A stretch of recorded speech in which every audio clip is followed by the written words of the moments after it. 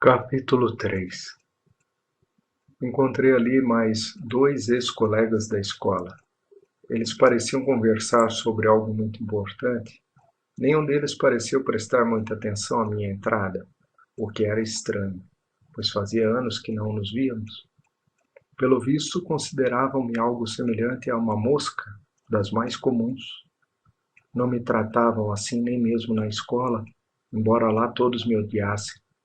É claro que eu compreendia que agora eles deviam me desprezar devido ao meu fracasso na carreira de funcionário, e também porque minha aparência era péssima, andava mal vestido, o que, aos olhos deles, era um sinal evidente de minha incapacidade e pouca importância. Mesmo assim, eu não esperava tal grau de desprezo. Simonov até demonstrou espanto com a minha chegada. Antes também ele sempre parecia de certo modo se espantar com minhas visitas. Tudo isso me deixou desconcertado. Sentei-me com uma certa angústia, fiquei ouvindo o que eles diziam, peguei no meio uma conversa séria e até mesmo empolgada a respeito de um jantar de despedida que aqueles senhores queriam organizar já para o dia seguinte, em homenagem a um amigo, Zeverkov, que servia no exército como oficial e estava de partida para uma província distante. Monsenhor Zeverkov tinha sido também meu colega durante toda a escola. Passei a odiá-lo, especialmente nas últimas séries. Nos primeiros anos, ele era apenas um menino bonitinho e esperto, de quem todos gostavam. Aliás, eu o odiava também nos primeiros anos, por ele ser bonitinho e esperto. Ele foi sempre um mau estudante, e quanto mais velho, pior. Apesar de tudo, conseguiu terminar o curso, pois era protegido de alguém importante.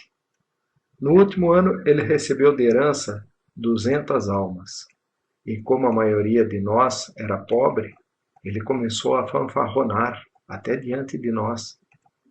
Era um sujeito vulgar em alto grau, mas era também um bom rapaz, mesmo quando fanfarronava. Entre os estudantes, apesar das demonstrações externas, fantásticas e bombásticas, de honra e amor próprio, todo mundo, com raras exceções, cortejava esse Ziverkov, e quanto mais ele fanfarronava, mais o cortejava. E não buscavam alguma vantagem, faziam aquilo apenas porque ele fora privilegiado pela natureza, que lhe concedera aqueles dons. Acresce que entre nós ele era considerado um especialista em formas corretas de agir e em boas maneiras. Este último item me deixava furioso. Eu detestava sua voz cortante, cheia de autoconfiança, sua adoração das próprias piadas, na realidade terrivelmente idiotas, embora ele tivesse uma língua ferina. Odiava seu rosto bonito, mas bobinho, pelo qual, aliás, eu trocaria de boa vontade o meu rosto inteligente, e suas maneiras despachadas de oficial dos anos 40. Odiava quando ele falava de seus futuros sucessos com as mulheres. Ele não se decidia a procurar mulheres enquanto não tivesse galões de oficial e aguardava-os com impaciência. E também de que ele iria a cada instante bater-se em duelo. Lembro de uma vez em que eu, que ficava sempre calado, me engalfinhei de repente com Zeverkov, que conversava no tempo livre com as colegas sobre suas futuras aventuras amorosas, e por farra, como um cãozinho novo que se espoja ao sol, declarou que nenhuma das camponesas jovens de sua aldeia deixaria de receber sua atenção. Que isso era um droite de senhor, e que, se os homens ousassem protestar, ele haveria de açoitar aqueles canalhas barbudos um por um e cobraria seus tributos em dobro. Nossos cretinos o aplaudiram por isso, mas eu me atraquei com ele. E não foi por pena das moças e de seus pais, mas simplesmente porque um inseto como aquele recebia tantos aplausos.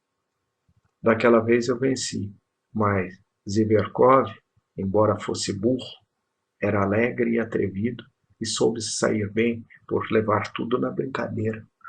que verdade seja dita. Diminuiu um pouco a minha vitória.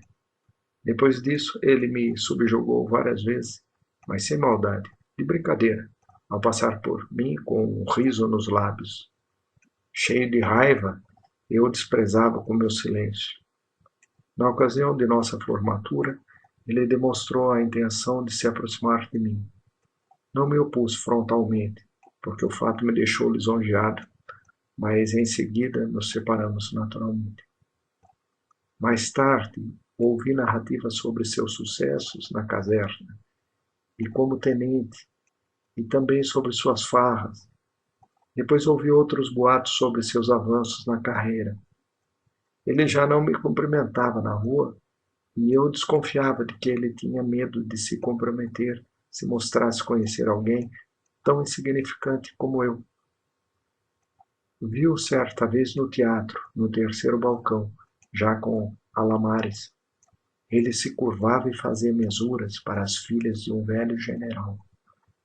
Nesses 3 anos, ele havia decaído muito, embora continuasse bastante bonito e ágil. Parecia inchado e começava a engordar. Via-se que, lá pelos 30 anos, estaria completamente obeso.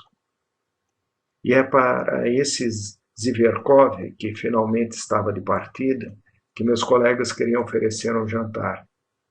Eles sempre se encontraram durante esses 3 anos, embora no fundo não se considerassem do mesmo nível que ele, estou certo disso. Um dos outros visitantes de Simonov era Ferfitkin, russo descendente de alemães, estatura baixa e cara de macaco, um idiota que zombava de todo mundo. Era o meu pior inimigo desde as primeiras séries, um calhorda, insolente, um fofarrãozinho que encenava ter um amor próprio muito sensível, embora lá no íntimo fosse, evidentemente, o maior covarde. Era um dentre os admiradores de Zverkov, que o bajulavam abertamente, estavam sempre lhe pedindo dinheiro emprestado. Outro visitante de Simonov, Trudolyubov, não tinha nenhuma característica especial na sua personalidade.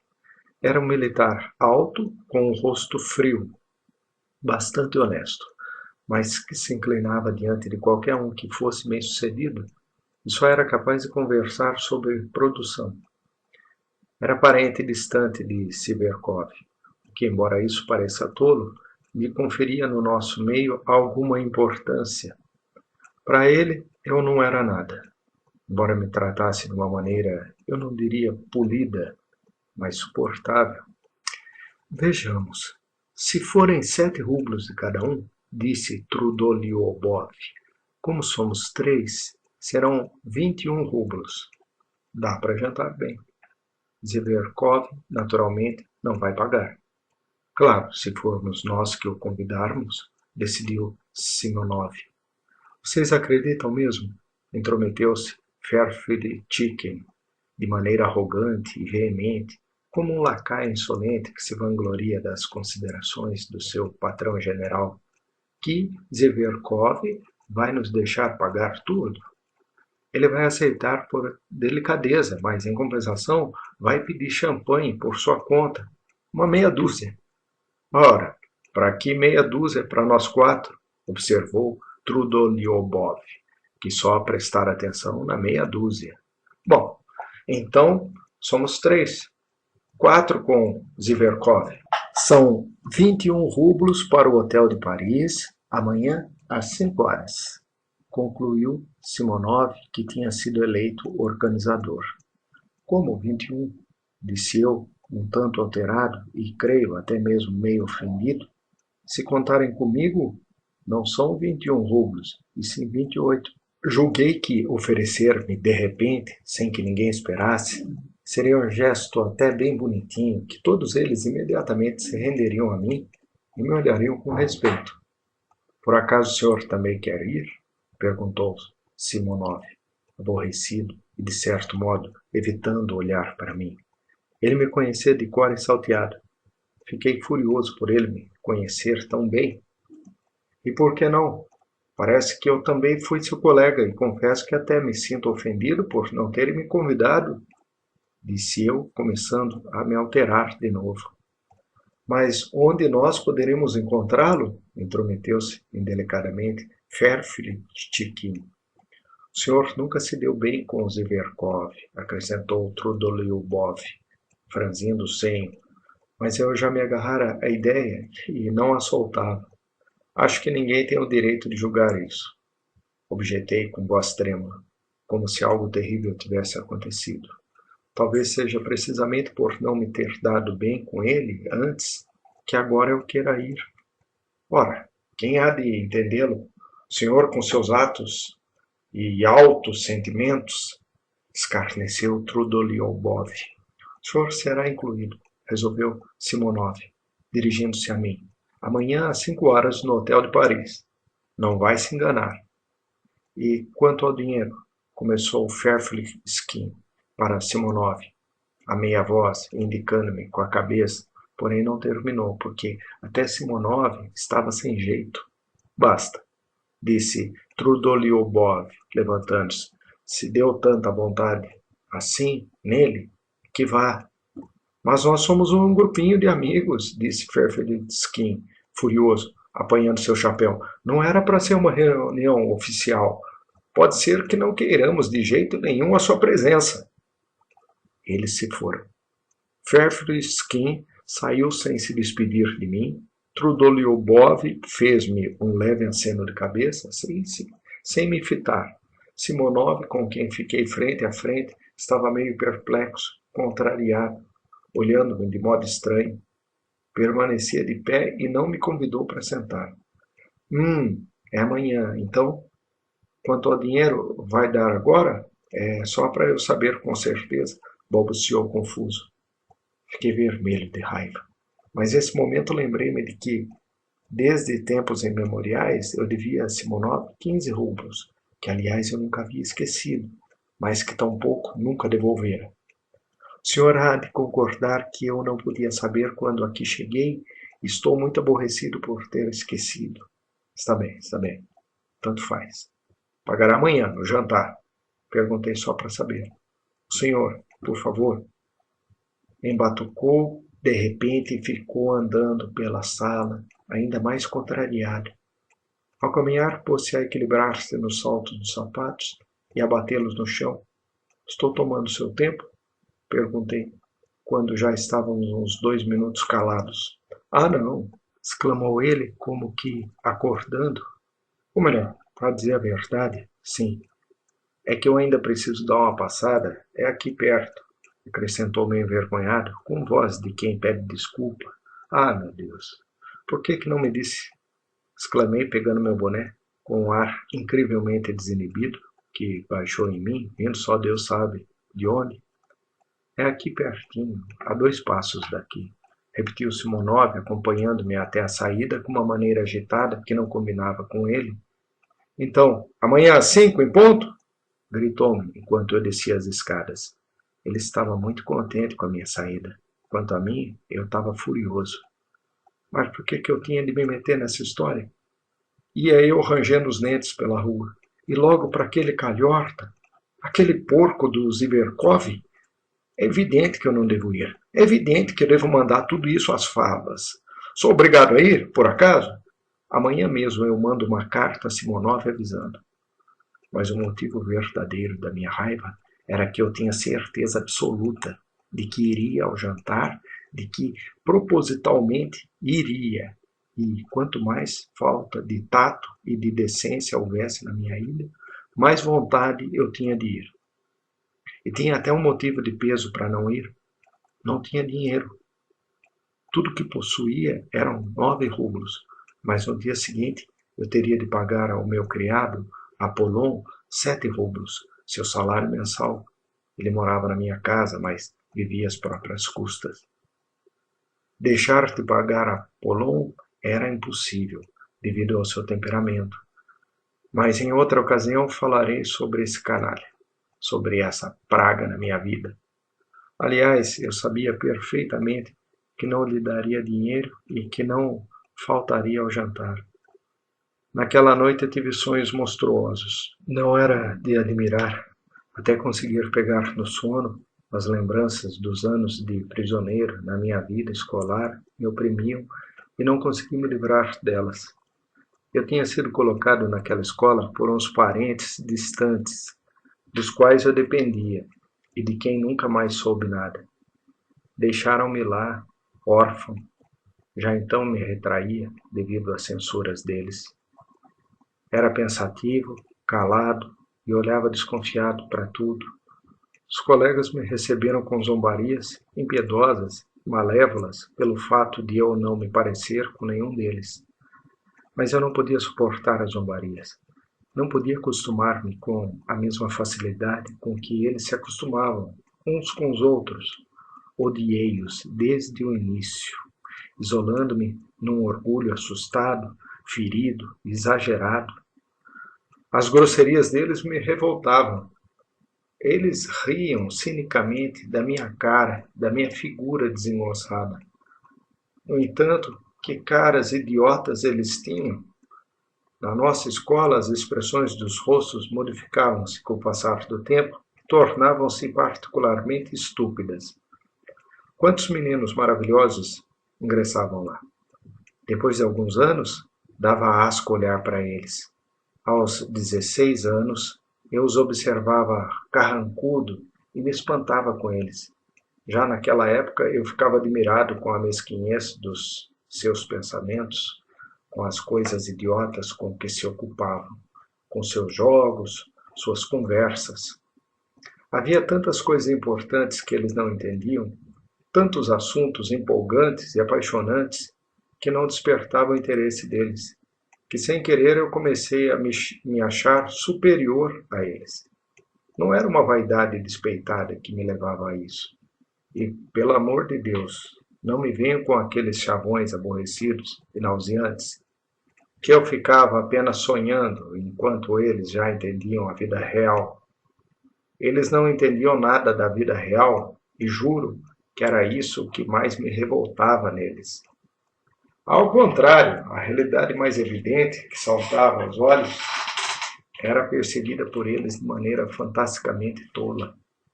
Já naquela época tinham o hábito de curvar-se unicamente ao sucesso pessoal. Todas as coisas justas, mas oprimidas e humilhadas, eram motivo de suas zombarias impiedosas e infames. Eles achavam que ser inteligente era obter um cargo elevado. Aos 16 anos, já se discorriam sobre sinecuras. Evidentemente, muito disso era por estupidez e por causa dos maus exemplos a que foram submetidos na infância e na adolescência. Eram monstruosamente depravados.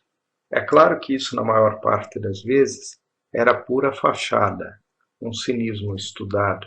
É claro que a juventude e um certo frescor às vezes transpareciam neles, até por trás da depravação. Mas mesmo esse frescor era desagradável e se manifestava como uma sensualidade grosseira. Eu os odiava terrivelmente, embora talvez fosse até pior que eles. Eles me pagavam na mesma moeda e não disfarçavam a repugnância que sentiam por mim. Mas eu já não desejava o afeto deles. Ao contrário, ansiava o tempo todo por sua humilhação. Para me livrar de suas zombarias, esforçava-me para estudar o melhor possível e, finalmente, galguei um lugar entre os primeiros alunos. Dessa forma, eu me impus. Além disso, pouco a pouco, eles foram compreendendo que eu já lia livros que eles não conseguiam ler e entendia de assuntos que não faziam parte do nosso programa escolar, dos quais eles nunca tinham ouvido falar. Encaravam isso com sarcasmo e raiva, mas moralmente submetiam, ainda mais porque, agindo assim, eu já tinha conseguido até que os professores me notassem. Pararam com as zombarias, mas a antipatia continuou e nossas relações se tornaram frias e tensas. No final, eu mesmo não aguentei mais. Com o passar dos anos, cresceu uma necessidade de ter contato com pessoas, de ter amigos. Fiz várias tentativas de me aproximar de alguns deles, mas essa aproximação era sempre artificial, terminava por si mesma.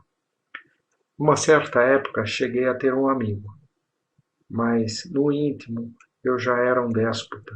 Queria ter poder absoluto sobre sua alma. Procurei inculcar nele desprezo pelo ambiente que o rodeava. Arrogantemente exigi dele um rompimento total e definitivo com esse ambiente. Assustei-o com minha amizade cheia de paixão. Levei-o muitas vezes às lágrimas e às convulsões. Era uma alma ingênua que se entregava com facilidade. Mas quando ele se entregou totalmente a mim, imediatamente passei a odiá-lo e afastei-o de mim, como se eu precisasse dele apenas para triunfar sobre ele e subjugá-lo. Mas eu não poderia triunfar sobre todos. Meu amigo também era diferente de todo mundo. Era de fato uma exceção das mais raras.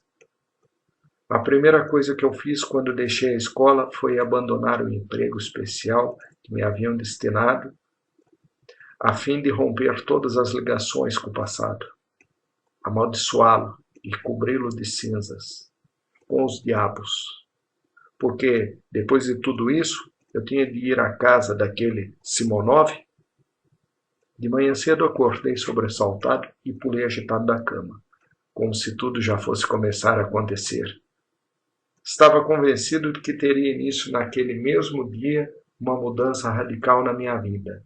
Talvez por falta de costume, sempre me pareceu que o menor acontecimento exterior indicava que imediatamente uma mudança drástica na minha vida iria começar.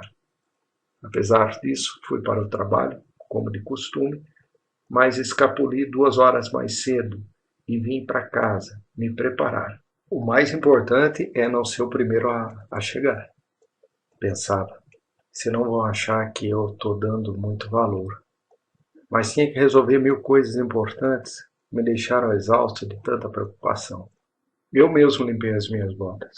Por nada nesse mundo Apolão as limparia 2 vezes no mesmo dia, pois para ele isso seria quebra de regulamento. E eu as limpei, pegando-as escondidas, a escova no vestíbulo, para que ele não visse e não me tratasse com desprezo depois. A seguir, examinei detalhadamente minhas roupas e vi que estava tudo velho, poído, surrado. Eu tinha descuidado demais de mim. Talvez o uniforme de serviço fosse a coisa mais apresentável, mas não ficava bem ir de uniforme a um jantar. O pior é que a minha calça tinha uma enorme mancha amarela na altura dos joelhos. Comecei a pressentir que somente essa mancha já tiraria 9/10 do meu amor próprio. Sabia também que era muito mesquinho pensar assim, mas não é hora de ficar pensando, é hora de encarar a realidade. Pensei desanimado. Já naquele momento eu tinha também perfeita consciência de que estava exagerando de maneira monstruosa aqueles fatos. Porém, o que eu podia fazer? Não conseguia me dominar mais e tinha tremores febris. Já antevia desesperado que o canalha do Zverkov me receberia com frieza e arrogância, que o jumento do Trudoliobov olharia para mim com um desprezo obtuso e inflexível, e que o insignificante do Fairfish Skin daria risadinhas nojentas e insolentes às minhas custas para agradar ao Zverkov, que no íntimo Simonov compreenderia tudo perfeitamente e me desprezaria pela baixeza da minha vaidade e covardia. E, principalmente, eu já antevia como tudo seria paupérrimo, não literário, banal. Estava claro que o melhor seria não ir, mas isso já não era totalmente possível. Quando algo começava a me puxar, eu me entregava inteiro, de cabeça. Senão depois passaria o resto da vida implicando comigo mesmo. Viu só? Acovardou-se. Acovardou-se diante da realidade. Acovardou-se. Ao contrário, queria mostrar para toda aquela corja que não era absolutamente o covarde que eu mesmo me imaginava. Além disso, no mais intenso paroxismo da minha febre covarde, eu sonhava sair vencedor, fasciná-los e obrigá-los a me amar, nem que fosse pela elevação das ideias e indiscutível presença de espírito Eles deixariam Zverkov de lado, num canto, calado e envergonhado, e eu o esmagaria. Depois, talvez eu fizesse as pazes com ele. Nós brindaríamos, tratando-nos por você, mas o que mais me aborrecia e deixava furioso era que, já então eu sabia perfeitamente que, no fundo, não precisava de nada daquilo, que, no fundo, não desejava de modo algum esmagar, dominar, magnetizar quem quer que fosse. E se alcançasse esse resultado, eu seria o primeiro a não dar um tostão por ele. Ah, como eu rezei a Deus para que aquele dia acabasse logo. Numa angústia indescritível, chegava à janela, abria a janelinha de ventilação e ficava olhando a obscuridade turva da neve úmida que caía densamente. Finalmente, meu horrível relógio de pêndulo martelou às 5 horas. Agarrei meu chapéu, esforçando-me para não olhar para Apollon, que desde a manhã esperava seu pagamento, mas que por orgulho não queria ser o primeiro a tocar no assunto. Deslizei pela porta. Passando por ele, embarquei no carro de luxo que havia contratado com meus últimos 50 kopecks e, como um senhor importante, cheguei ao hotel de Paris. Capítulo 4. Já na véspera eu sabia que seria o primeiro a chegar, mas não era mais disso que se tratava agora. Não só não havia ninguém, como até tive dificuldades para encontrar nosso reservado. A mesa nem estava totalmente pronta. O que significaria aquilo? Depois de muito perguntar, consegui finalmente com os empregados a informação de que o jantar tinha sido marcado para 6 horas, e não para 5. Isso foi confirmado também no buffet. Fiquei até envergonhado por estar perguntando. Eram ainda 5h20. Se eles tinham mudado a hora, deveriam ter me avisado. Para isso existe o correio municipal, e não submeter-me àquele vexame perante mim mesmo e até perante os empregados. Sentei-me. O empregado começou a arrumar a mesa. Comecei a me sentir ainda mais ultrajado com a presença dele. Pouco antes das 6, além dos lampiões que já estavam acesos na sala, foram trazidos castiçais com velas. Mas os criados nem tiveram a ideia de trazê-los logo que eu cheguei. Na sala ao lado havia 2 senhores jantando em mesas separadas, ambos de aparência sombria, taciturnos, com ar zangado. Num dos reservados mais distantes havia muito barulho. Algumas pessoas até gritavam. Ouviam-se gargalhadas de um batalhão de pessoas. Soavam uns guinchos terríveis em francês. No jantar havia senhoras. Em suma, tudo aquilo era muito repugnante. Poucas vezes passei momentos tão deploráveis. Por isso, quando às 6 em ponto chegaram todos ao mesmo tempo, a princípio fiquei feliz, como se eles fossem meus libertadores, e por pouco não esqueci que precisava parecer ofendido. Zverkov foi o primeiro a entrar, pelo visto chefiando o grupo. Todos estavam rindo, mas ao ver Zverkov empertigou-se, aproximou-se devagar, meneando levemente a cintura, como se pavoneando, estendeu-me a mão afetuosamente, porém não muito, com uma polidez cautelosa, quase de general.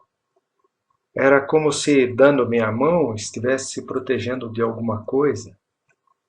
Eu estava imaginando, ao contrário, que ele entraria e imediatamente soltaria sua gargalhada de antigamente. Fininha e esganiçada, e que ao abrir a boca, só se ouviria seus gracejos e pilhérias estúpidas. Já vinha me preparando para ele, desde a noite anterior, mas não esperava nunca tal postura superior, tal carinho condescendente. Quer dizer que agora eles consideravam imensamente superiores a mim? Em todos os sentidos? Se com essa pose de general ele estivesse apenas querendo me ofender, isso não seria nada.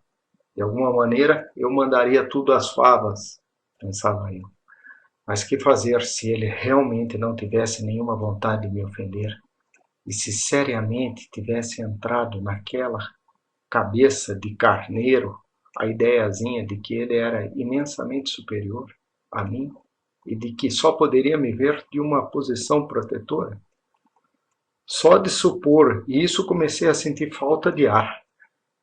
Causou-me surpresa saber do seu desejo de participar junto conosco, começou ele, ciciando, sussurrando e alongando as palavras, o que ele não fazia antigamente. Nós ficamos muito tempo sem nos encontrar.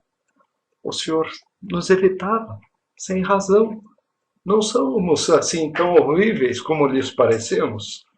Bom, de qualquer maneira, estou contente de restabelecer. E ele displicentemente deu-me as costas para colocar o chapéu sobre a janela. Estava esperando por muito tempo. Perguntou-me Trudolyubov. Cheguei às 5 em ponto, como me foi dito ontem. Respondi em voz alta e com uma irritação que prenunciava uma explosão iminente. Mas você não comunicou a ele que mudamos a hora? Perguntou Trudolyubov a Simonov. Não, eu esqueci, respondeu esse sem mostrar de qualquer arrependimento e sem sequer me pedir desculpas. Foi providenciar que servissem as entradas. Então, o senhor está aqui já faz 1 hora. Coitado, exclamou em tom de gracejo Zverkov. Na opinião dele, o fato devia ser mesmo terrivelmente engraçado. Seguindo seu exemplo, o canalha do Ferfitskin disparou a dar gargalhadas com sua vozinha nojenta, estridente, de cachorrinho. Ele também estava achando a minha situação muito confusa e engraçada. Isso não é nem um pouco engraçado, gritei para Ferfitskin, cada vez mais nervoso. A culpa é de outros, não minha. Não se deram ao trabalho de me avisar. Isto é simplesmente absurdo. Não é apenas um absurdo, é algo mais, rosnou Trudolyubov, ingenuamente tomando minha defesa. O senhor está sendo muito brando. Foi simplesmente uma indelicadeza. É claro que não foi proposital. E como é que Simonov, se alguém fizesse uma brincadeira dessas comigo, começou Ferfitskin. Você mandaria que lhe servisse alguma coisa, interrompeu Zverkov, ou simplesmente pediria o jantar, sem esperar. Os senhores hão de concordar que eu poderia ter feito isso sem a sua autorização, repliquei. Se esperei, foi. Vamos nos sentar, senhores, exclamou Simonov, entrando. Está tudo pronto. Respondo pela champanhe, está perfeitamente gelado. Mas não conheço seu apartamento, não sabia onde encontrá-lo, disse ele de repente, dirigindo-se a mim. Tudo indicava que, desde o dia anterior, ele andara refletindo. Todos se sentaram, também me sentei. A mesa era redonda. À minha esquerda ficou Trudolyubov, à direita Simonov, Zverkov sentou-se à minha frente. Ferfitskin ficou entre ele e Trudolyubov. Diga-me, o senhor trabalha num departamento? Perguntou Zverkov, continuando a dar-me atenção. Percebendo que eu estava meio perdido ali, ele seriamente imaginou que era necessário tratar-me bem, infundir-me ânimo. Será que ele está querendo que eu atire uma garrafa na sua cabeça? Pensei furioso. Não estava acostumado com aquela situação e irritava-me com uma rapidez injustificada. Na repartição número, respondi com voz entrecortada, olhando o meu próprio prato. Tem alguma vantagem lá? Diga-me, o que o fez deixar o emprego anterior? Que me fez foi que eu quis deixar o emprego anterior, disse eu, alongando 3 vezes mais as sílabas. Quase não conseguia mais me dominar. Ferfitskin fungou. Simonov lançou meu olhar, irônico. Trudolyubov parou de comer e pôs-se a examinar-me com curiosidade.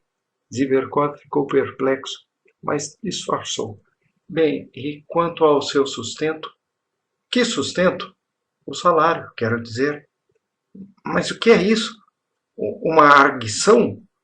Entretanto, no mesmo instante, eu lhe disse quanto ganhava e fiquei terrivelmente vermelho. Não é lá muita coisa, observou Zverkov com ar importante. Com isso não dá para jantar em cafés-restaurantes, acrescentou petulamente Ferfitskin. Na minha opinião, é simplesmente uma miséria, observou Trudolyubov com seriedade. E como o senhor emagreceu, como mudou de lá para cá, acrescentou Zverkov, já com uma ponta de veneno e uma certa solidariedade hipócrita, examinando-me e a minha roupa. Basta de deixá-lo encabulado, exclamou rindo Ferfitskin. Prezado senhor, saiba que não estou encabulado, explodi, enfim. Tá ouvindo? Estou jantando aqui, neste café-restaurante, às minhas custas, não às custas de outros. Tenho isso em mente, Monsenhor Ferfitskin. Como? Quem aqui não está jantando às próprias custas? O senhor parece que, insistiu Ferfitskin, vermelho como uma lagosta e olhando-me nos olhos, com fúria. É assim mesmo, respondi, sentindo que tinha ido longe demais, e suponho que seria melhor se falássemos de coisas mais inteligentes. O senhor, ao que parece, tem intenção de exibir sua inteligência? Não se preocupe, isso seria completamente inútil aqui. Mas o que, meu caro senhor? O que está cacarejando, hein? O senhor não terá enlouquecido de vez naquele seu lepartamento? Chega, senhoras, chega! Gritou Zverkov em tom de comando. Que coisa idiota! Resmungou Simonov. De fato, é idiota. Nós nos reunimos entre amigos para a despedida de um bom companheiro que parte em viagem e o senhor fica ajustando contas, disse Trudolyubov, dirigindo-se de maneira grosseira, unicamente a mim. Foi o senhor mesmo que se ofereceu ontem. Agora não venha perturbar a harmonia geral. Basta, basta! Gritava Zverkov. Parem, senhores, assim não é possível. É melhor eu lhes contar como há 3 dias atrás eu quase me casei. E aí começou uma espécie de narrativa burlesca de como aquele cavalheiro por pouco não se casara 3 dias atrás. Sobre casamento, aliás, nada foi dito, mas na narrativa passavam de relance generais, coronéis e até alguns jovens fidalgos da corte, entre os quais desfilava Zverkov, quase que na posição de líder. As risadas incentivadoras fizeram-se logo ouvir. Ferfitskin chegava até a ganir. Todos me abandonaram e eu fiquei ali esmagado, reduzido a nada. Senhor, será para mim esta sociedade? Pensava eu. E como fiz papel de bobo na frente deles. Além do mais, dei muita confiança ao Ferfitskin. Os imbecis acham que me fizeram uma grande honra ao conceder meu lugar na sua mesa, mas não entendem que sou eu que estou fazendo uma grande honra a eles, e não o contrário. Emagreceu. A roupa. Oh, malditas calças! Zverkov ainda há pouco notou a mancha amarela no meu joelho. Mas que eu estou esperando? É melhor me levantar dessa mesa agora mesmo, nesse instante, pegar o meu chapéu e simplesmente ir embora, sem dizer uma palavra, por desprezo, nem que seja necessário amanhã bater-me em duelo. Canalhas. Não me importo com 7 rublos. Não vai ser por causa de 7 rublos. Eles vão imaginar, talvez, o diabo os carregue. Não me importo com 7 rublos. Vou-me embora já. Fiquei, obviamente. De desgosto, tomei vários copos de Lafite e Xerez. Como não estava habituado, fiquei logo embriagado e, com isso, cresceu ainda mais meu ressentimento. De repente, me deu vontade de ofender a todos da maneira mais insolente e depois ir embora. Aproveitar o momento propício, mostrar meu valor. Eles que digam depois, apesar de ridículo, ele é inteligente ora o diabo com eles. Com petulância percorri-os com meu olhar embaçado, mas era como se eles tivessem me esquecido totalmente. O lado deles estava barulhento, alegre, cheio de gritaria. Era Zverkov que falava o tempo todo. Comecei a prestar atenção. Zverkov contava o caso de uma certa dama importante que teria sido forçada por ele a declarar-lhe seu amor. Evidente que ele mentia descaradamente. No que fora especialmente auxiliado por um amigo íntimo, um príncipezinho qualquer, o Sardukolia, dono de 3.000 almas. E, no entanto, esse tal de Kolia, dono de 3.000 almas, não está aqui agora para se despedir do senhor, disse eu de repente, metendo-me na conversa. Todos se calaram por um instante. O senhor já está bêbado, dignou-se finalmente Trudolyubov a me notar, olhando-me desdenhosamente com o canto do olho. Zverkov, calado, examinava-me como se examina um inseto. Baixei os olhos. Simonov apressou-se em servir o champanhe. Trudolyubov levantou a taça, os outros o acompanharam, menos eu. A sua saúde e boa viagem! Exclamou Trudolyubov para Zverkov. Aos nossos velhos tempos, senhores, ao nosso futuro. Urra! Todos beberam e rodearam Zverkov para beijá-lo. Não me movi. A taça cheia continuava intacta à minha frente. E o senhor não vai beber?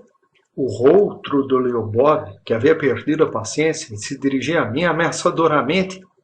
Quero fazer um brinde especial. Depois disso, eu beberei, senhor Trudolyubov. Sujeito ranzinza e nojento! Rosnou Simonov. Endireitei-me na cadeira, peguei a taça febrilmente, preparando-me para algo fora do comum, mas sem mesmo saber o que eu iria dizer. Silence! Gritou Ferfitskin. Agora vai ficar inteligente. Zverkov esperava com ar sério, compreendendo o que se passava. Senhor Tenente Zverkov, comecei. Saiba que eu odeio as frases, os frasistas e fardas com cinturas apertadas. Este é o primeiro ponto, depois dele virá o segundo. Todos se agitaram nas cadeiras. Segundo ponto, odeio as aventuras amorosas e os mulherengos, especialmente os mulherengos. Terceiro ponto, amo a verdade, a sinceridade e a honradez. Continuei quase mecanicamente, porque eu mesmo já estava começando a gelar de pavor e não entendia como podia estar dizendo aquelas coisas. Eu amo o pensamento, Monsenhor Zverkov. Amo a verdadeira camaradagem, em pé de igualdade, e não... Eu amo, aliás, por que não? Também beberei a sua saúde, Monsenhor Zverkov. Conquiste as circancianas, atire nos inimigos, na pátria e a sua saúde, Monsenhor Zverkov. Zverkov levantou-se, inclinando-se para mim e disse: Fico-lhe muito grato. Ele havia ficado terrivelmente ofendido e até empalidecera. Ah, pro inferno! Bravejou Trudolyubov, batendo com o punho na mesa. Ah, essa não! Uma coisa dessa merece um tapa na cara, esganiçou Ferfitskin. Devemos expulsá-lo daqui, rosnou Simonov. Nenhuma palavra, senhores. Nenhum gesto, exclamou Zverkov com ar solene, fazendo cessar a indignação geral. Agradeço a todos, mas eu mesmo saberei mostrar a ele o quanto aprecio suas palavras. Senhor Ferfitskin, amanhã mesmo o senhor me dará uma satisfação pelas palavras que há pouco proferiu. Disse eu, em voz alta, dirigindo-me com ar sério a Ferfitskin. Quer dizer, um duelo? Pois não, respondeu Ferfitskin. Mas eu devia estar ridículo desafiando, e isso de tal modo não combinava com a minha figura, que todos, inclusive Ferfitskin, quase se deitaram de tanto rir. Vamos ignorá-lo, é claro. Está completamente bêbado, disse Trudolyubov com asco. Não me perdoarei jamais por ter o incluído, resmungou novamente Simonov. Esta é a hora de jogar uma garrafa em todos eles, pensei. Peguei uma garrafa e enchi meu copo até a borda. Não, é melhor ficar aqui sentado até o fim. Continuei a pensar. Os senhores ficariam contentes se eu fosse embora. Por nada deste mundo. De propósito, vou ficar aqui sentado e beber até o fim para mostrar que eu não dou a mínima importância aos senhores. Vou ficar aqui sentado e beber, porque isto aqui é um boteco e eu paguei para entrar. Vou ficar sentado e beber, porque para mim os senhores não passam de fantoches que não existem. Vou ficar sentado e beber. E cantar, se eu quiser. É isso, senhores. E cantar, porque eu tenho esse direito de cantar. De cantar. Mas não cantei. Apenas obrigava-me a não olhar para nenhum deles. Fazia as poses mais independentes, ficava esperando com impaciência que eles fossem os primeiros a me dirigir a palavra. Desgraçadamente, eles não a dirigiram. E como eu desejava naquele instante fazer as pazes com eles, soaram as 8 horas e por fim as 9 horas. Eles deixaram a mesa e foram para o divã. Ziverkov estendeu-se no canapé e colocou a perna sobre uma mesinha redonda. O vinho foi transferido para lá. Ziverkov mandou de fato servir em 3 garrafas por sua conta. É óbvio que ele não me convidou. Sentaram-se todos em volta dele, no divã. Ficaram ouvindo-o quase com veneração. Era evidente que gostavam dele. Por quê? Por quê? Pensava comigo. De vez em quando eles atingiam um entusiasmo etílico e se beijavam. Falavam do Cáucaso, da verdadeira paixão, de como ela seria, do Galbic, de postos vantajosos na carreira. Falavam de quanto tinham de renda os Sardo Poknojevski, que ninguém ali conhecia pessoalmente, mas que ficaram felizes por ele ter uma renda tão grande. Falou-se da beleza em comum e da graça da princesa Dona, que também nenhum deles jamais vira. Finalmente chegaram à afirmação de que Shakespeare era imortal. Eu sorria com desprezo. Caminhava no outro lado da sala, ao lado da parede, bem em frente ao divã, ia da mesa à lareira e voltava. Queria a todo custo mostrar-lhes que podia passar sem eles. Enquanto isso, fazia de propósito barulho com as botas, pisando com os tacões. Mas era tudo em vão. Eles nem prestavam atenção. Eu tive a paciência de ficar andando dessa maneira, bem na frente deles, das 8 às 11 horas, sempre no mesmo lugar, da mesa para a lareira, da lareira para a mesa. Estou caminhando porque quero, ninguém pode me proibir. O empregado que nos atendia parou várias vezes, ficou me olhando. De tanto ir e vir, minha cabeça começou a girar. Por momentos tive a impressão de estar delirando. Nessas 3 horas, por 3 vezes, fiquei empapado de suor. 3 vezes me sequei. De vez em quando, com uma dor profunda e venenosa, um pensamento perpassava meu coração. De que vão se passar 10, 20, 40 anos, e eu ainda me lembrarei com humilhação e asco desses momentos, os mais sórdidos, ridículos e terríveis de toda a minha vida. Era impossível humilhar-me de maneira ainda mais vergonhosa e voluntária. Eu entendia total e plenamente disso. No entanto, continuava a caminhar, da mesa para a lareira, da lareira para a mesa, e vice-versa. Ah, se vocês ao menos soubessem os sentimentos e as ideias de que eu sou capaz e como sou culto. Pensava por alguns instantes, dirigindo-me mentalmente ao divã onde meus inimigos estavam sentados. Mas meus inimigos comportavam-se como se eu não estivesse ali na sala. Somente uma vez, eles se voltaram para mim, exatamente quando Ziverkov falou sobre Shakespeare, e eu, repentinamente, soltei uma gargalhada cheia de desdém. Soltei uma risada tão falsa e porca que todos interromperam ao mesmo tempo a conversa e por alguns minutos ficaram observando, sérios, sem rir. a minha caminhada ao longo da parede entre a mesa e a lareira. E como não estava prestando a mínima atenção neles, mas não deu em nada. Eles não falaram comigo e 2 minutos depois tornaram a me abandonar. Soaram as 11 horas. Senhores, gritou Zverkov, levantando-se do divã. Agora todos para lá. Claro, claro, claro, disseram os outros. Claro. Virei-me bruscamente para Zverkov. Eu estava tão torturado, tão alquebrado, que estava pronto a me matar para que tudo aquilo terminasse. Estava febril. Meus cabelos empapados, antes de suor, estavam agora secos, grudados na testa, nas têmporas. Zverkov, peço-lhe perdão, disse eu abrupta e decididamente. Ferfitskin, ao senhor também. A todos, eu ofendi a todos. Olha só, duelo não é com ele, gritou Ferfitskin, com sua voz sibilante e venenosa. Senti um baque dolorido no coração. Não é do duelo que eu tenho medo. Ferfitskin, estou pronto para bater com o senhor amanhã mesmo, depois que fizermos as pazes. Até faço questão disso. O senhor não pode recusar.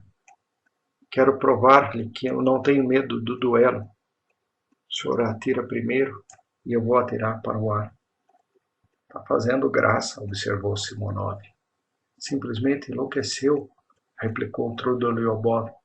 Ora, permita-nos passar. O senhor parou no meio do caminho. O que o senhor deseja? Disse Zverkov com desprezo. Todos eles estavam vermelhos, com os olhos brilhantes. Haviam bebido muito. Peço a sua amizade, Zverkov. Eu o ofendi, mas ofendeu o senhor a mim? Pois saiba, prezado senhor, que nunca, em circunstância alguma, o senhor poderia me ofender. E basta para o senhor. Deu fora, acrescentou Trudolyubov. Então, vamos, pessoal. Olímpia é minha, senhores. Está combinado, gritou Zverkov. Tudo bem, não discutimos, responderam os outros, rindo. Fiquei parado ali com a sensação de que eles haviam cuspido em mim. A turma foi saindo ruidosamente da sala. Trudolyubov começou a cantar uma canção idiota. Simonov ficou um instante para trás para dar uma gorjeta aos empregados. Eu me acerquei dele de repente. Simonov, empreste-me 6 rublos, disse eu com tom decidido e desesperado. Ele me fitou com um espanto fora do comum, com um olhar abobalhado. Estava bêbado também. Por acaso quer ir lá conosco? Quero. Não tenho dinheiro. Cortou-me, sorriu com desprezo e saiu da sala.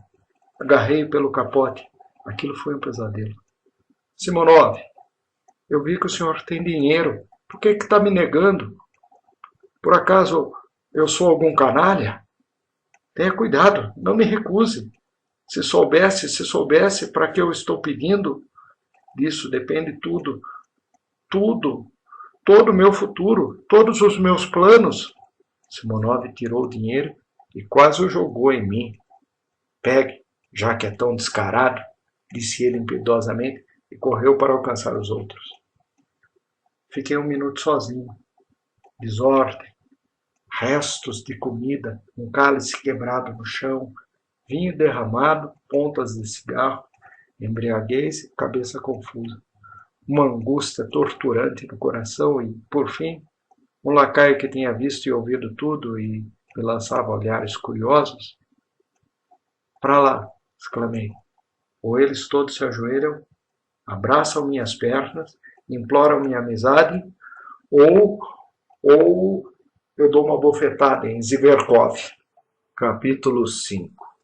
Então aí está, finalmente, aí está o tal choque com a realidade, balbuciei enquanto corria como uma flecha escada abaixo.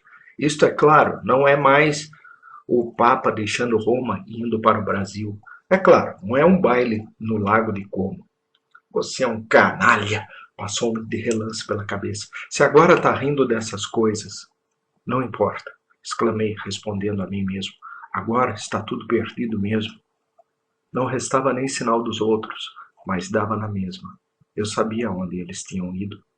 Junto à entrada estava parado um cocheiro noturno, solitário, metido num capote de lã grosseira e todo salpicado da neve úmida que caía e que parecia morna.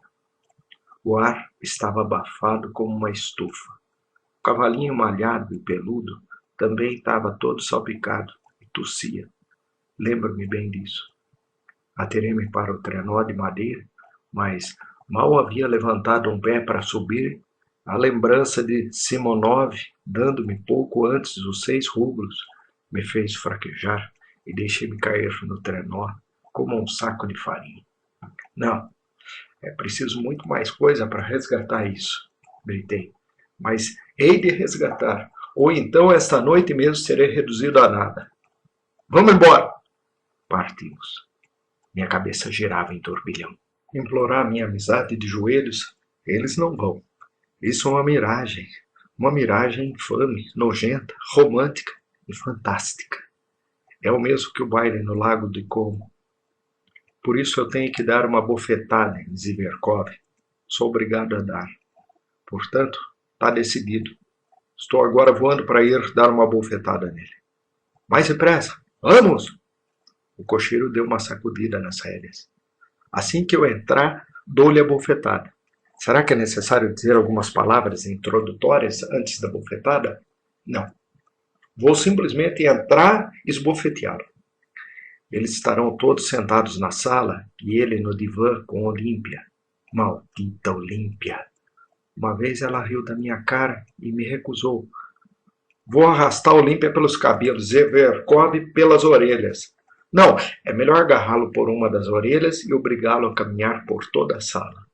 Eles talvez comecem a me bater e me expulsem de lá. Na certa é o que vai acontecer. Que seja.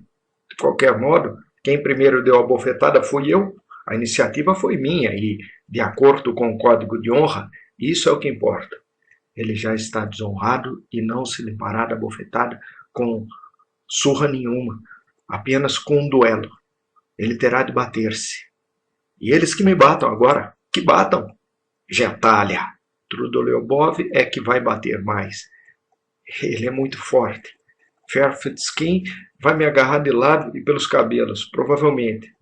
Ah, não importa. É para isso que eu estou indo. Suas cabeças de carneiro serão obrigadas a destrinchar, finalmente, o trágico de tudo isso. Quando eles estiverem me arrastando para a porta, eu lhes gritarei que eles não valem o meu mendinho. Mais depressa, cocheiro! Mais depressa! Gritava eu. Ele até estremeceu e sacudiu o choque. Chata! Meu grito soara completamente selvagem. O duelo será assim que clarear. Está decidido. Quanto ao departamento, isso será o fim. Há pouco Ferfitskin disse departamento em vez de departamento. Mas onde conseguir as pistolas? Bobagem. Peço adiantamento do salário e compro as pistolas. E a pólvora e as balas? Isso quem resolve é o padrinho. E como conseguir fazer tudo isso antes de clarear? E onde vou arrumar um padrinho? Não tenho conhecidos? Bobagem. Gritei, agitando-me ainda mais, como num turbilhão. Bobagem! O primeiro que eu encontrar na rua e que eu abordar será obrigado a ser meu padrinho, do mesmo modo que é obrigado a salvar uma pessoa que está se afogando. Até as hipóteses mais excêntricas devem ser admitidas. Se amanhã eu pedisse ao próprio diretor para ser meu padrinho, ele também teria de concordar por puro espírito cavalheiresco e teria que guardar segredo.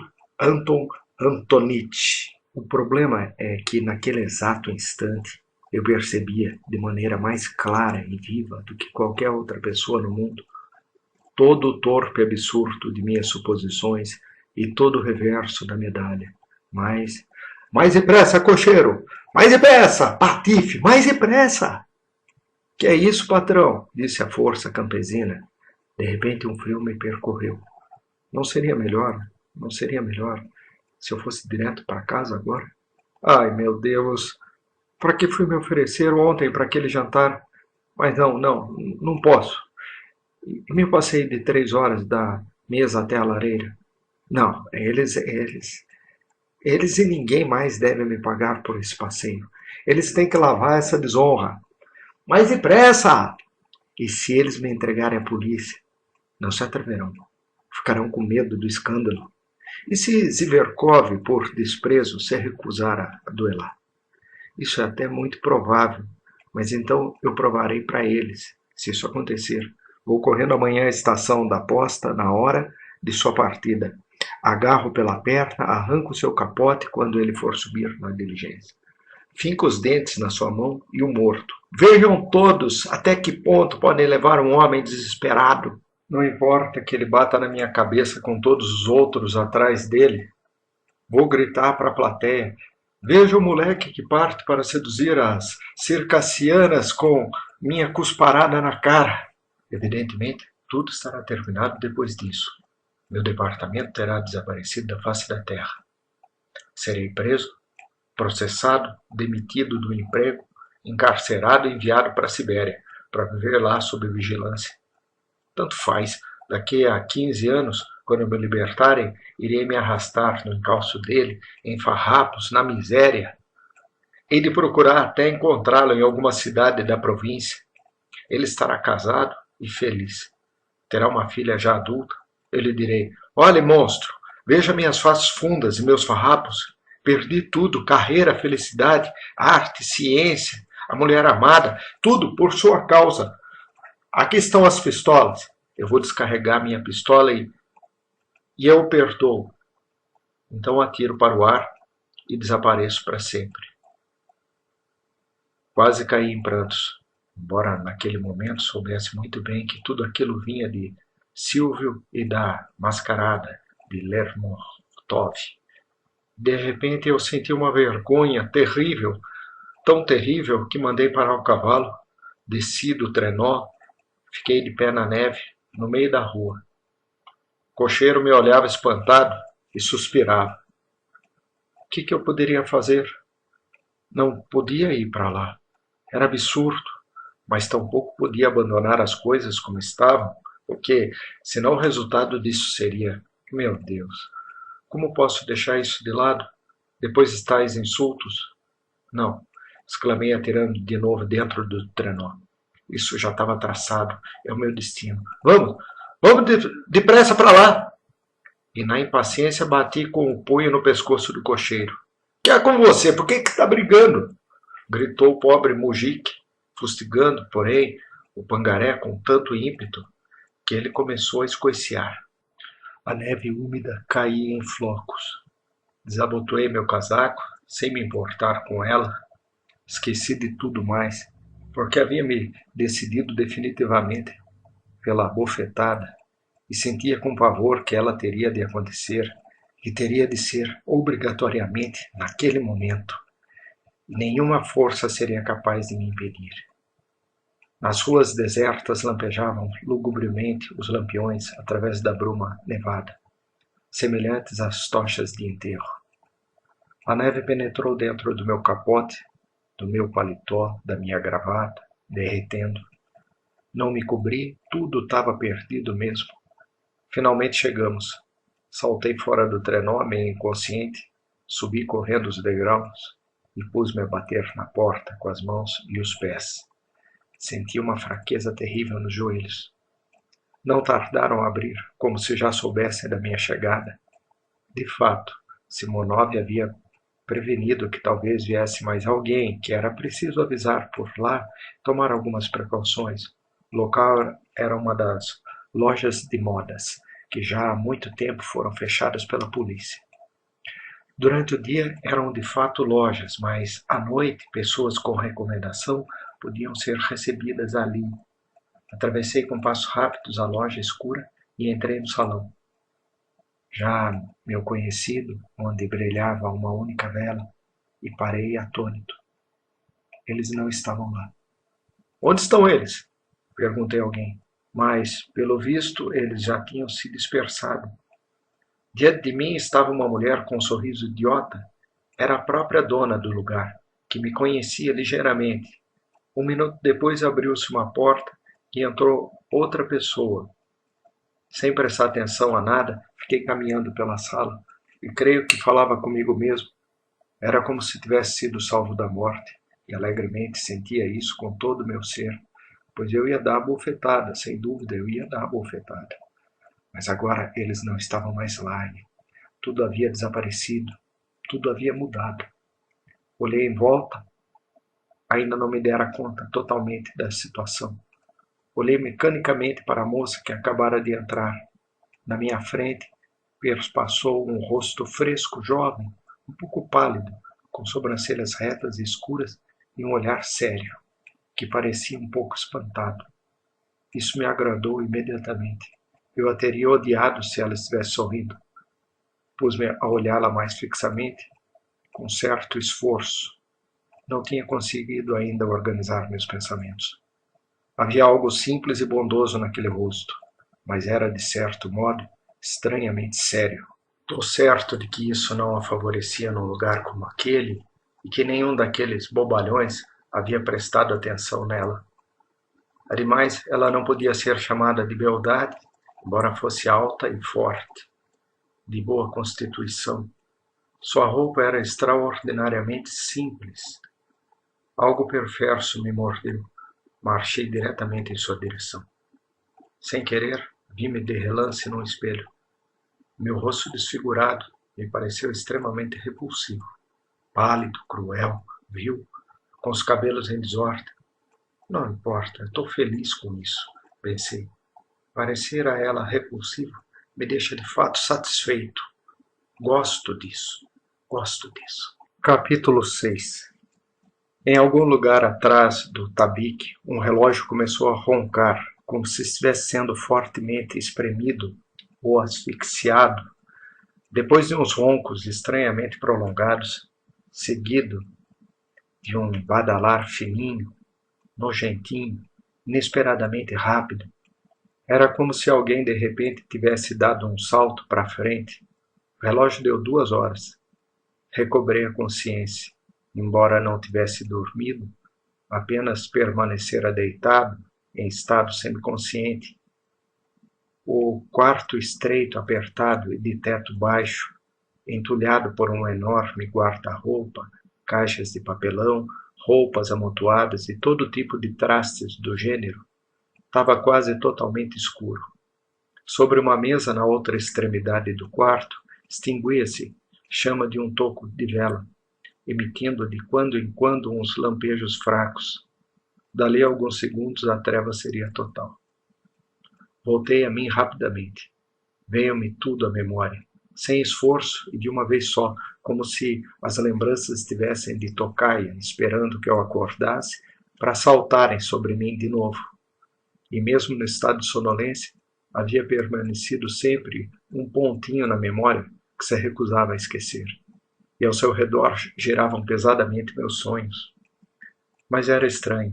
Tudo que me acontecera naquele dia parecia-me, agora, depois de desperto, algo acontecido havia muito tempo, como se eu tivesse vivido aquilo num tempo muito anterior. Tinha a cabeça entorpecida. Parecia que alguma coisa pairava sobre mim, e essa coisa me roçava, excitava e incomodava. A angústia e a raiva novamente começaram a ferver e buscavam saída. Subitamente vi ao meu lado 2 olhos abertos que insistentemente me examinavam com curiosidade. Era um olhar frio, indiferente, sombrio, como de uma pessoa totalmente estranha. Passava uma impressão pesada. Um pensamento sombrio nasceu no meu cérebro e espalhou-se pelo meu corpo como uma sensação horrível, semelhante à que se sente quando se entra num porão úmido e bolorento. Era pouco natural que aqueles 2 olhos resolvessem me examinar precisamente naquele instante. Também me dei conta de que no decorrer de 2 horas eu não dissera uma palavra àquela criatura e nem havia julgado isso necessário. Ao contrário, por algum motivo isso me parecera até agradável.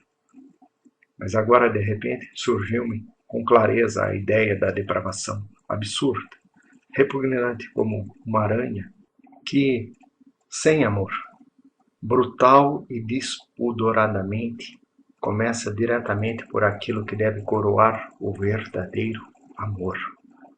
Olhamos um para o outro durante muito tempo, mas ela não baixava os olhos diante dos meus e não alterava seu olhar, de modo que, por fim, comecei a sentir um certo pavor. Qual é o seu nome? Perguntei de modo brusco para terminar logo com aquilo. Lisa, respondeu ela quase num sussurro, mas de uma maneira um pouco hostil e desviando os olhos. Fiquei um certo tempo calado. Que tempo hoje? Neve. Horrível. Pronunciei quase que para mim, apoiando a cabeça no braço e olhando para o teto. Ela não deu resposta. A situação era pavorosa. Você é daqui? Perguntei um minuto depois, voltando ligeiramente a cabeça para ela, prestes a explodir. Não. De onde é? De Riga, respondeu sem vontade. Alemã. Russa. Faz muito tempo que está aqui? Aqui? Aonde? Nesta casa. 2 semanas. Ela respondia de maneira cada vez mais lacônica. A vela apagou completamente e eu já não distingui o seu rosto. Tem pai e mãe? Sim. Não. Tem. Eles estão onde? Lá, em Riga. Que tipo de gente eles são? Gente comum. Como assim, gente comum? De que classe social? Da pequena burguesia. Você vivia com eles? Vivia. Quantos anos você tem? 20. Por que você os deixou? Por nada? Esse por nada significava: deixe-me em paz. Está ficando aborrecido. Ficamos em silêncio. Só Deus sabe por que não fui embora. Eu mesmo estava me sentindo cada vez mais incomodado e angustiado. Independentemente de minha vontade, as imagens de todo o dia anterior começaram a desfilar, sem ordem, na minha memória. De repente lembrei-me de uma cena que vira pela manhã na rua, quando ia apressado e preocupado para a repartição. Hoje estavam carregando um caixão e, por pouco, não o deixaram cair, disse eu repentinamente em voz alta, sem ter nenhuma vontade de iniciar uma conversa, quase que por descuido. Um caixão? É, na rua Senaia. Estavam tirando de um porão. De um porão? Não propriamente de um porão, mas de uma habitação no subsolo. Sabe como é? Lá embaixo, de uma casa de má fama. Tinha tanta lama em volta, cascas, lixos. Cheirava mal. Era terrível. Silêncio. É horrível enterrar alguém num dia como hoje. Recomecei apenas para não ficar calado. Horrível por quê? A neve, a umidade. Bocejei. Dá na mesma, disse ela de repente, após alguns instantes de silêncio. Não, é repulsivo. Bocejei novamente. Os coveiros com toda certeza ficaram xingando porque estava caindo neve úmida. E a cova devia estar cheia de água. Água na cova por causa de quê? Perguntou ela com uma certa curiosidade, mas emitindo as palavras de maneira ainda mais brusca e entrecortada do que antes. Alguma coisa de repente começou a me atiçar. Ora, o fundo devia estar com 6 verchoques de água. Aqui no cemitério de Volkovo é impossível abrir uma cova seca. Por quê? Como por quê? O lugar é cheio de água. Aqui há pântano por toda parte. Coloca um caixão na água mesmo. Eu já vi pessoalmente, muitas vezes. Não tinha visto nenhuma vez e nunca estivera no cemitério de Volkov. Apenas tinha ouvido relatos a respeito. Será possível que para você seja indiferente morrer? Mas por que eu vou morrer? Respondeu ela defensivamente. Você vai morrer algum dia e vai morrer como a defunta que eu vi de manhã. Ela também era uma moça jovem. Morreu tuberculosa. A garota deveria ter morrido no hospital. Ela já sabia do caso. Pensei e disse, garota. E não moça. Ela estava devendo à dona da casa. Objetei, cada vez mais estimulado pela discussão. e trabalhou para ela quase até a morte, embora estivesse tuberculosa. Os cocheiros que estavam lá conversando com os soldados assim disseram. Com certeza, eles a conheciam. Eles estavam rindo. E depois foram beber a memória dela na taverna. Aqui também eu disse um monte de mentiras. Silêncio. Silêncio completo. Ela não fez um mínimo movimento. E seria melhor morrer no hospital, por acaso? Não dá no mesmo? Mas por que eu tenho de morrer? Acrescentou ela irritada. Que não seja agora, mas... E depois? Nem depois. Era só o que faltava. Agora você é jovem, bonita, nova, por isso é bem cotada. Mas depois de um ano desta vida, você não será mais a mesma. Vai estar murcha. Depois de um ano? Dentro de um ano, no mínimo. Seu preço terá caído. Prossegui com um prazer perverso. Você sairá desta casa para uma pior. Mais um ano, irá para uma terceira casa. Cada vez descendo mais. E daqui a uns 7 anos, chegará à rua Senai, ao porão. E isso ainda não é o pior. Desgraça mesmo é se pegar alguma doença, ficar fraca do pulmão. Ou se pegar um resfriado, alguma outra coisa. Esse tipo de vida é difícil curar uma doença. Ela se instala e não larga mais. Aí você morre. Morro. E daí? Respondeu ela com raiva. Seu corpo estremeceu. Mas dá pena. Pena de quem? Pena da vida. Silêncio. Você teve um noivo? Para que quer saber? Ora, não estou interrogando você. Para mim, tanto faz. Por que está zangada? É claro que você pode ter passado por coisas desagradáveis. Não é da minha conta, mas, de todo modo, tenho pena. Pena de quem? De você.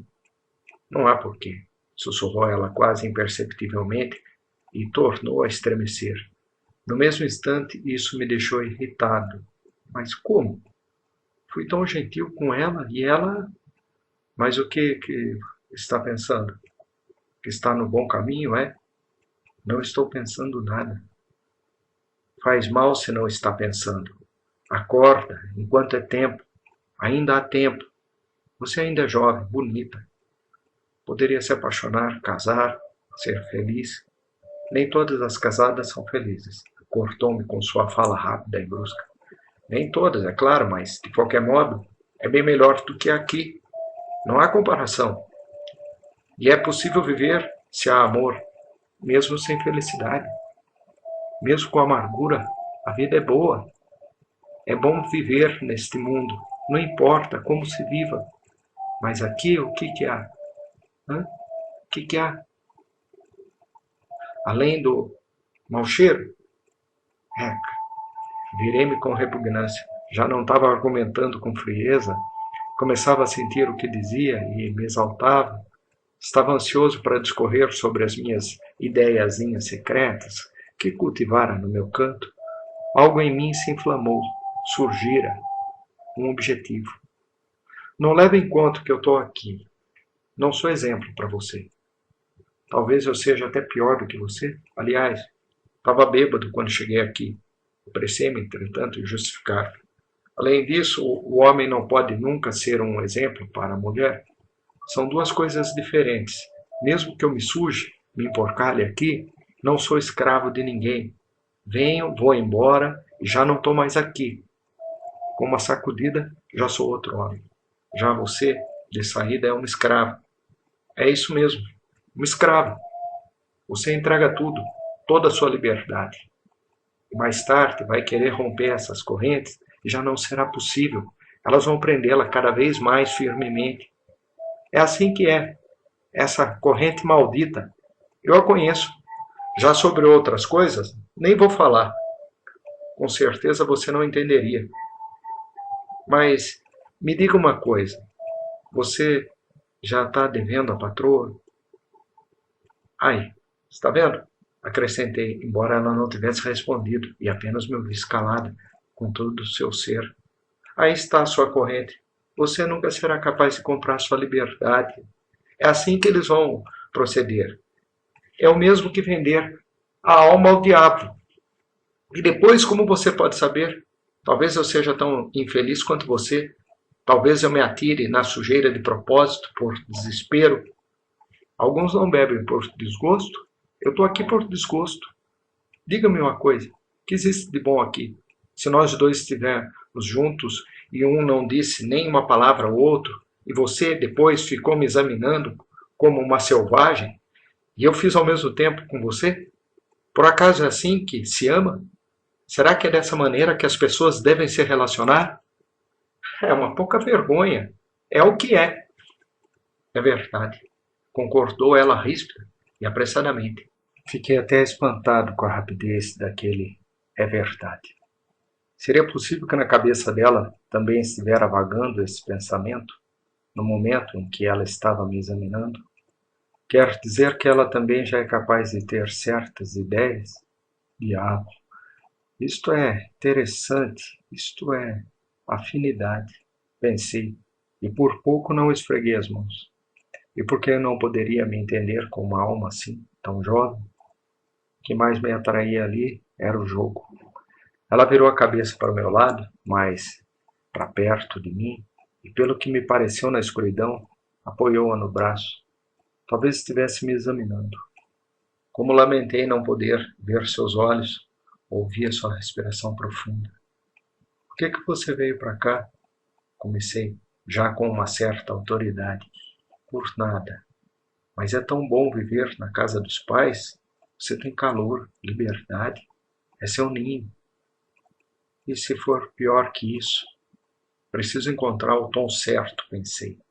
Com sentimentalismo, talvez não se consiga muita coisa. Na verdade, esse pensamento passou pela minha mente apenas de relance. Juro que estava de fato interessado nela. Além do mais, eu relaxara um pouco e estava bem disposto. E depois a trapaça convive bem com o sentimento? Quem está negando? Apressei-me a responder. Acontece de tudo nesta vida. Garanto que alguém a ofendeu. E é mais provável que os outros sejam mais culpados perante você do que você perante eles.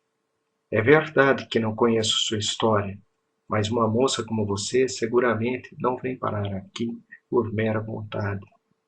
Que tipo de moça eu sou? Sussurrou ela quase imperceptivelmente, mas eu ouvi. Com os diabos! Eu estou bajulando. Que horror! Ou talvez seja bom. Ela permanecia calada. Olha, Lisa, estou falando por mim.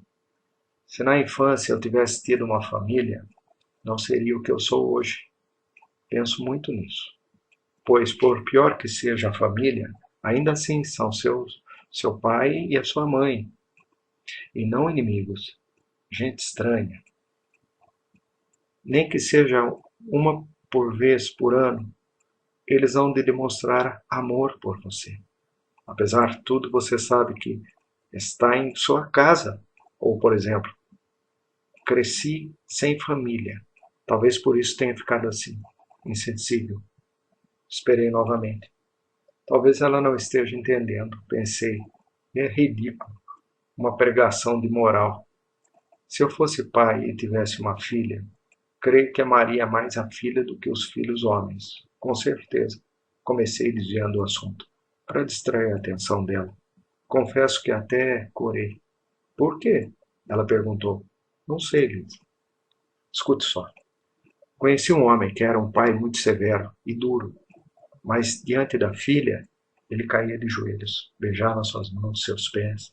Não se cansava de admirá-la, eu lhe juro. Se ela estava dançando numa festa, ele ficava 5 horas seguidas no mesmo lugar, sem tirar os olhos dela. Era louco por ela. Posso entender isso. À noite ela se cansava e ia dormir. Ele acordava e ia beijá-la sonolenta e fazia o sinal da cruz sobre ela. Ele próprio andava com uma sobrecasaca sebenta, era sovina com todo mundo, mas com ela gastava o pouco que tivesse, dava-lhe presentes caros. E qual não era a sua alegria quando ela gostava do presente? O pai sempre ama mais as filhas do que a mãe. Há moças que vivem muito contentes na casa dos pais. Creio que não deixaria minha filha se casar. Como assim? Perguntou ela com um risinho tímido. Ficaria com ciúmes, juro. Bem, Será possível ao menos imaginar que ela vai beijar um estranho? Que ela vai amá-lo mais do que ao pai? É doloroso até pensar nisso. É claro que tudo isso é bobagem. É claro que o indivíduo, no final, age com a razão. Mas creio que eu, antes de entregar minha filha, iria torturar-me com essa preocupação. Alegaria defeitos, rejeitaria todos os pretendentes, um a um, mas no final acabaria dando em casamento aquele que ela escolhesse. Mas aquele que a filha prefere é sempre o que parece ser o pior para o pai. É o que acontece. Isso causa muita infelicidade nas famílias. Há pessoas que ficam felizes vendendo suas filhas e não casando-as, honestamente, disse ela de repente. Ah, então é isso. Mas isso, Lisa, acontece em famílias amaldiçoadas, sem Deus, sem amor, acudi exaltado. E onde não existe amor, não existe razão. Há famílias assim, é verdade, mas não é delas que eu estou falando. Parece que você não encontrou bondade na sua família. Por isso que fala assim. Você deve ser realmente infeliz. Isso acontece, mas devido à pobreza. E por acaso será melhor entre os ricos? Pessoas honestas vivem bem, mesmo na pobreza? Pode ser. Entretanto, veja, Lisa, as pessoas gostam de levar em conta somente as amarguras. Não levem em conta a sua felicidade. Se raciocinassem corretamente, veriam que para todos está reservada uma porção de tudo. E se tudo vai bem na família, Deus abençoa. O marido é bom, ama você, cuida de você. Numa família assim, é bom viver. Até mesmo se às vezes passam por maus momentos, ainda assim é bom. Quem não tem maus momentos, se você se casar, vai saber por si mesmo. Tomemos nem que sejam os primeiros tempos de casada com aquele que você ama. Por vezes é tão grande a felicidade. Isso acontece a 3 por 2. Nos primeiros tempos, até as brigas com o marido terminam bem. Existem algumas mulheres que, quanto mais amam seus maridos, mais arrumam brigas com eles. É verdade, eu conheci uma assim. Pois é, eu te amo muito, e é por amor que te faço sofrer, para que você saiba que te amo. Você sabe que por amor se pode fazer alguém sofrer de propósito? As mulheres são as que mais fazem isso, e ainda ficam pensando, em compensação, depois vou amá-lo tanto, vou dar-lhe tanto carinho, que não faz mal torturá-lo um pouco agora. E em casa todos ficam felizes com vocês. Há conforto, alegria, paz e honestidade. Mas há algumas que são ciumentas. Se o marido sai, conheci uma assim. Ela não aguenta esperar e no meio da noite corre secretamente para a rua para ver se ele está em tal lugar, em tal casa, com uma certa mulher. Isso já não é uma coisa boa. Ela mesma sabe que não é bom e seu coração quase para. Ela se castiga, mas ela o ama. Faz tudo por amor. E como é bom fazer as pazes depois de uma briga, pedir perdão a ele ou perdoá-lo.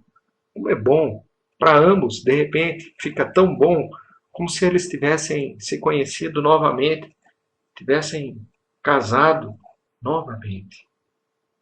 E o amor deles tivessem começado de novo. Ninguém precisa saber o que se passa entre marido e mulher. Se há amor entre eles, não importa qual briga entre eles. Nem as mães deles devem ser chamadas como juízas, nem eles devem falar mal um do outro. Eles próprios devem ser os juízes. O amor é um mistério de Deus e deve ser protegido dos olhares alheios, não importa o que aconteça. Ele se torna melhor, santo, assim. Um respeita mais o outro. E muita coisa é baseada no respeito. E se uma vez já existiu amor, se o casamento foi por amor, porque o amor tem de terminar, será possível que não haja um meio de mantê-lo? Pois bem, se você tem sorte de encontrar um marido bom e honesto, porque o amor vai acabar. O amor dos primeiros tempos do casamento pode passar, é verdade, mas depois surgirá o amor ainda melhor. Aí então ficarão unidos de alma, todos os assuntos serão resolvidos a dois, não haverá segredos de um para o outro. E quando vierem os filhos, até os períodos mais difíceis vão parecer felizes. Basta amar e ter coragem. Em tal situação, até o trabalho é alegre. E se alguma vez for preciso recusar o pão para dá-los aos filhos, até isso é motivo de alegria, pois eles mais tarde vão amá-lo por isso. Você estará poupando para si mesmo. Os filhos crescem e você sente que é um exemplo para eles, que é seu suporte. Quando você morrer, eles vão levar seus sentimentos e ideias que eles receberam de vocês por toda a vida e adotarão sua imagem e sua semelhança. Portanto, isso é um dever muito sério. Assim sendo, como o pai e a mãe não hão de se unir mais estreitamente, dizem que é difícil criar filhos. Quem diz uma coisa dessas? É uma felicidade celestial. Você gosta de crianças pequenas, Lisa? Eu gosto demais. Pense só, um bebê rosadinho sugando seu seio. Qualquer marido fica com o coração enternecido ao ver a esposa sentada com seu filhinho. Um bebezinho rosado, gordinho, que se estica dengoso, as mãozinhas, os pezinhos gorduchos, as unhinhas limpinhas, pequenininhas, tão pequenininha, dá vontade de rir. Uns olhinhos que parecem compreender tudo. E quando mama, brinca agarrando o seio da mãe, seu pai se aproxima, ele larga o seio e se empina todo para trás, olha o pai e ri. Como se houvesse algo tão engraçado que só Deus sabe o que. E começa de novo a mamar. Ou se os dentinhos já despontaram, pega e mordisca o seio da mãe enquanto a olha de soslaio, como a dizer, viu só? Mordi. Não será isso a felicidade quando os três, o marido, a esposa e a criança, estão juntos? Por momentos como esse, pode-se perdoar muita coisa. Não, Lisa, é preciso cada um primeiro aprenda a viver, para depois acusar os outros. Com quadrinhos como este é que chegarei até você, pensei comigo. Embora, juro, tenha falado com sentimentos. De repente fiquei vermelho. E se ela de súbito rebentar de rir? Onde eu poderia me esconder? Essa ideia me deixou furioso. No final do meu discurso, eu ficara de fato entusiasmado, mas agora meu amor próprio, de certo modo, sofria. O silêncio prolongava. Tive até vontade de sacudi-la. O que é que o senhor? Começou ela de repente, parando em seguida. Mas eu já tinha entendido tudo. Na sua voz vibrava algo diferente. Não aquela coisa dura, bruta e obstinada de pouco antes, e sim uma coisa doce, pudica, tão pudica que eu mesmo de repente me senti meio envergonhado diante dela.